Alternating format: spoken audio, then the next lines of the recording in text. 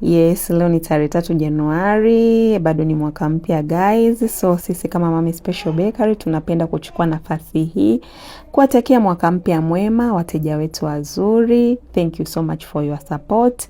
Asanteni pia kwa kutuamini, kutupa kazi zenu. Hivyo asanteni pia our fellow bakers kwa kutuamini tuwafundishe na kuwapa ujuzi na maarifa katika vipengele mbalimbali vya upishi wa keki lakini tunawashukuru our online community people, watu ambao mko mahali hapa, mna like, mna share, mna comment. Jamani, bila nyinyi sisi hatutoboi. Kwa hiyo tunawashukuru sana wateja wetu.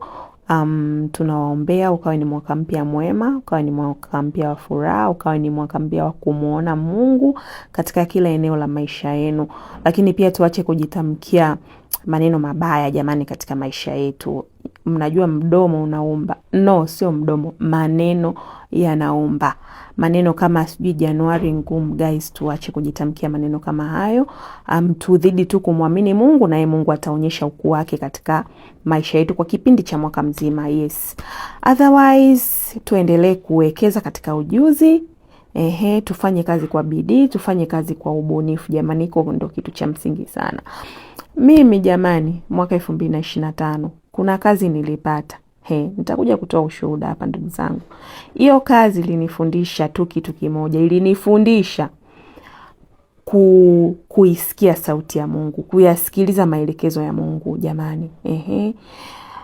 Kuna kazi, unajua sisi tunatafuta kukua katika hizi kazi, tunatafuta kukua, majina yetu ya kuwe hivyo. Kuna kazi unaweza ukapata ukasema yes, hapa naenda kukua, jina langu linaenda kutangazika, sijui nini, yani mambo ni mengi, bila kujua adui anataka kutumia kazi hiyo hiyo kukuangusha ndugu yangu.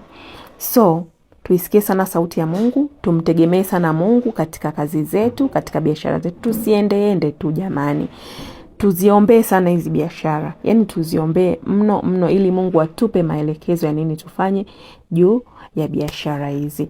Otherwise tunawashukuru sana na tunawaambia kwamba madarasa bado yapo kwa bei rahisi mno. Ukitaka ujuzi wa kitu fulani basi usisite kutu approach na tunaweza tukakusaidia kwa jambo lolote. Thank you so much and happy new year.